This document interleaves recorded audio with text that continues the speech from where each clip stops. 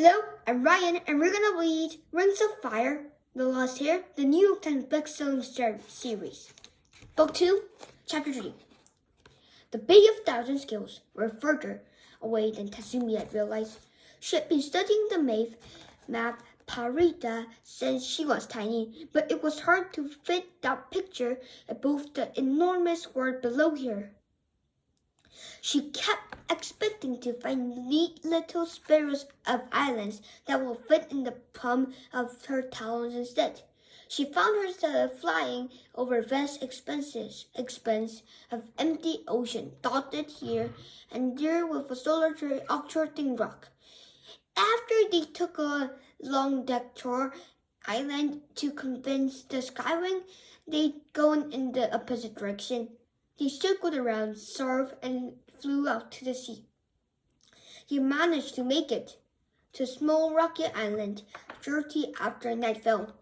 But according to Starflight, they were still a long way from the bay of 1,000 scales. He calculated the distance and their speed and had a long, boring lecture ready to explain it them.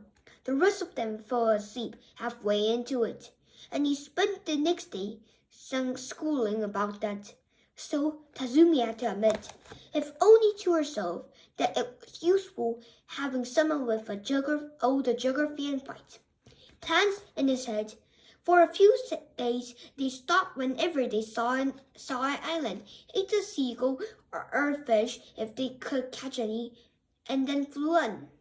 Tatsumi tried diving into the ocean several times and was disappointed to discover she couldn't swim as fast as she flew. The only good news was that the ocean water helped to heal a burn on her neck. It was 4 mornings later when Tatsumi finally woke up on the island that was officially part of Thousand Skills. She started awake from a dream in which their cave had collapsed and was slowly crushing her to death, and discovered that Clay had rolled over on top of her in the middle of the night. Grumbling, she wriggled out from under him and let his tail flop over into Starflight head. The 5 dragonets were packed into Curvin halfway up to Toe Sea Cliff. It was cramped and uncomfortable and smelled of seagull dropping. Clay had barely been able to scrunch his wings low enough to crawl inside. And why were they sleeping in this horrible spot instead of on the nice white sand beach below? Tatsumi sat down in the cave entrance and glared at Starflight, which wasn't very satisfying since everyone was still snoring away. Clay was stuffed against the bowl of the back wall with Sunny between his front talons and Starflight curled up alongside. Even Glory had her tail dropped over Clay's. Her scales glinted orange and gold in the light of the rising sun, with bursts of red when she shifted sleepily. Starflight had been acting so weird since the night winds gave him back. Suddenly, it seems like he wanted to argue with Tatsumi about everything. If she says, "Let's sleep on the beach, it will be fun," he said, No, we have to sleep in a hidden cave. That's be much safer." As if there was anything to worry about all the way out here, in the middle of the night. But everyone was still mad at her about attacking that soldier, so they voted with Starflight. She didn't like that development at all. Tatsumi watched them sleep for a moment. It was so hard to lead effectively when everyone kept questioning you and complaining about everything. She only wanted what was best for them. Didn't they know that? She always figured she would fight 100 Skywings to protect them. But maybe I shouldn't. Maybe my friends don't want my protection after all. Maybe they wanted Starflight to be their leader instead, even though he'd never risked 1 scale of his body for them. Tatsumi glanced down at the sea, sparkling aquarium below her. Somewhere in those blue-green depths was her family, her parents, and her kingdom. Everything that should have been hers. If the talents of peace had been stolen stolen her away and ruined her life. Perhaps the problem with her friends was that they were from different types, how stubborn and muddled up instead of sensible like Seawing. Maybe her own kind would understand her better. Did a picture in her instead of yelling at her. Well, she didn't have to sit here waiting for everyone else to wake up. It wasn't like they'd much be better and came to searching anyway. Tazumi stretched her wings and then tipped forward out of the cave opening. One was stowed past her snout, tugging and her tail. As she plummeted down the cliff at the last moment, she snapped her wings open and sailed across the top of the water, skimming it with her claws. Joy tingled through her scales. She spun and dove into the water. The sea was warmer here and busy with underwater life.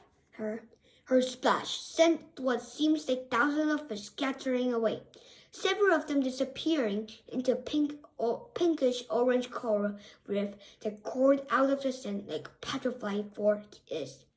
A bubbly dark blue octopus goggled at her from the branches. Tazumi kept seeing flickers of bright yellow and silver at the edge of her vision as fish fled from her webbed claws. So welcoming comet of delighted sea wings, though no glowing jellyfish marking a path to Queen Cora's castle, no cavalcade of bowling seahorses and badgered lobster to lead the way. Not that she'd been picturing the homecoming scenes from the missing princess or anything. Tazumi swam along the coral reef, peering at the creatures hidden in the nooks and holes. A hideous thing she thought might be an eel circled back at her. The orange and white fish nestled in the waving lavender almost. She still wasn't used to swimming in the sea, and that frustrated her. Unexpected currents kept knocking her off balance. The salt water felt like it was gripping roughly against her gills. Where were her natural sealing instincts? Her word was supposed to make her stronger, faster, tougher, not pathetic. She swam all the way to the next island, fighting the currents. More of the pinkish color reef stretched across the sand here as well, dotted with waving green ferns and lacy dark purple ferns. Her wings felt sore and tired, so she spread them wide and floated near the surface, not far from the land. Something flashed below her in the shadows of the coral reef. Something very large. Tazumi had a brief vision of the large toothy thing that might live in the ocean. Then they missed it. It was a shark. She would kill it and bring it back to the others to eat, mainly so she could see the look on Starflight's face. She flicked her tail to swim closer. It was another seaweed. A shiver rippled across her scales when she saw him, and part of her wanted to bolt right back to her friends. "Don't be a smoke breather," she scolded herself. "This is what you were hoping for, a dragon from your own tribe."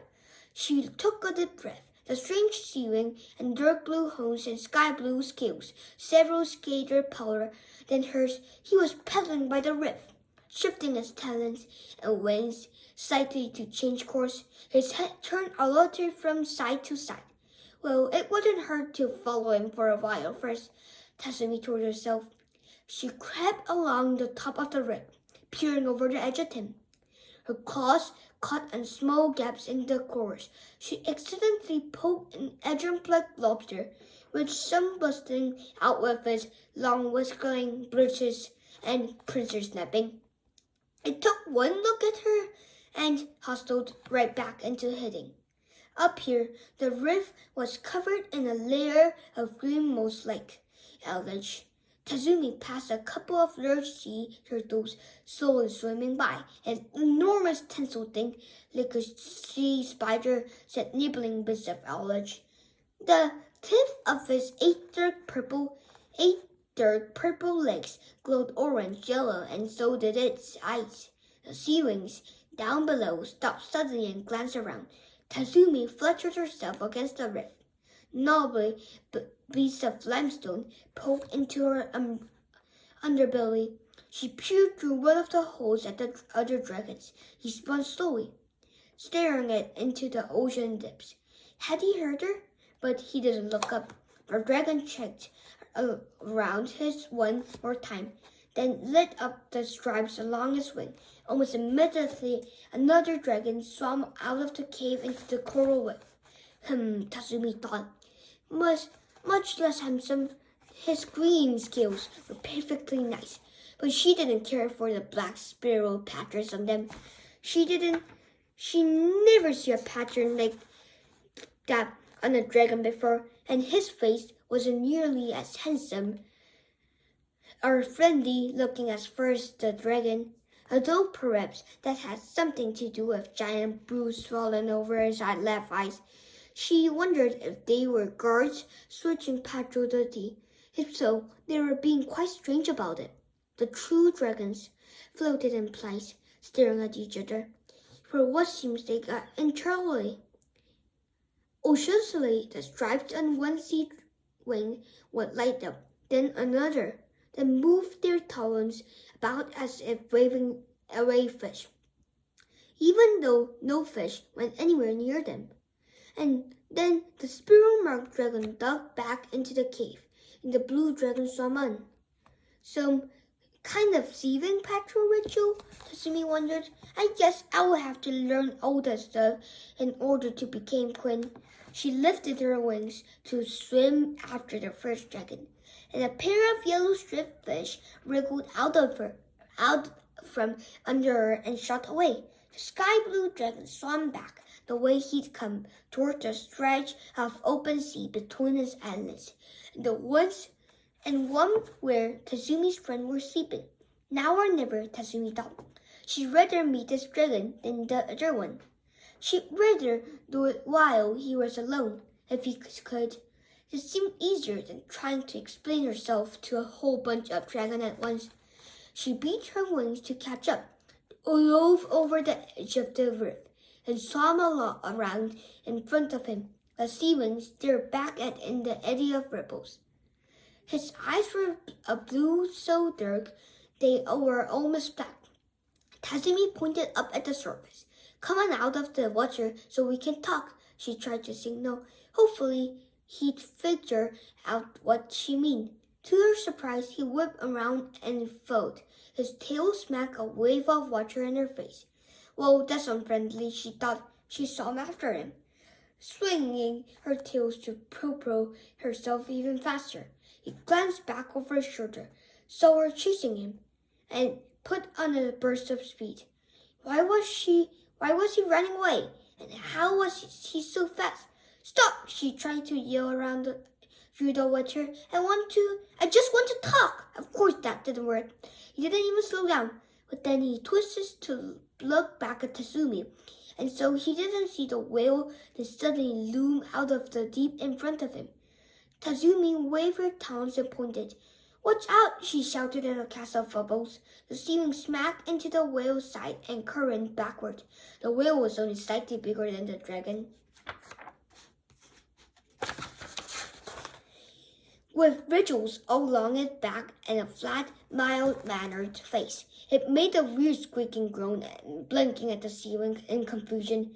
The dragon was still shaking his head, trying to reorient himself.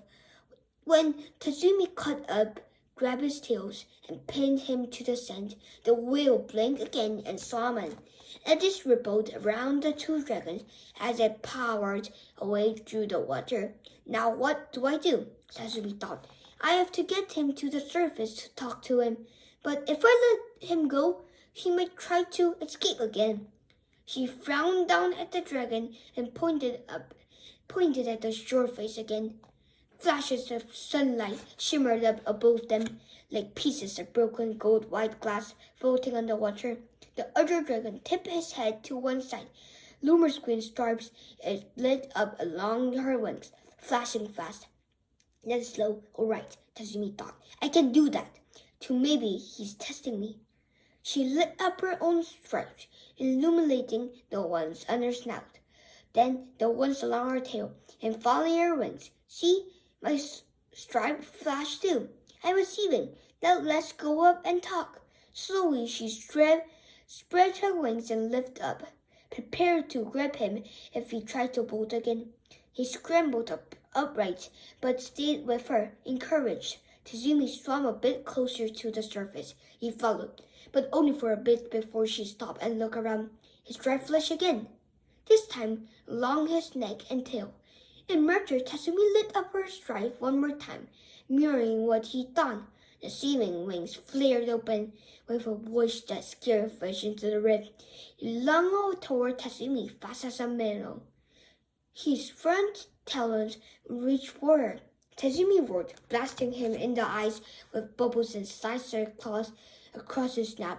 She didn't saw why he was attacking. Maybe he was territory stealing, or maybe he was guarding his territory of treasure. Perhaps he thought she was an intruder, although he wasn't much of a guard if his first instinct was to run away, and his second was to attack with no reason. He'll be sorry when she finds out who am I, she thought fiercely. She kicked his underbelly hard with her back leg. He coughed up a stream of bubbles and fell back. Tazumi strapped her wings, snorted at him one more time, and shot to the surface. She burst into the air and kept beating her wings to rise into the sky. In the distance, she could see the cliffside cave and the worried faces of her friends poking out. An enormous splash sounded behind her. The other seaman shrugged out of the ocean. Its massive tail whacked the water twice as he lifted into the air, sending giant waves rushing in all directions. He looked even bigger out here in the air. His hooked claws gleamed sharply in the sunlight. His dark blue eyes were fixed on her wings. The first true citizen of her kingdom she'd ever met, and he was coming to kill her. So this is the end of the chapter.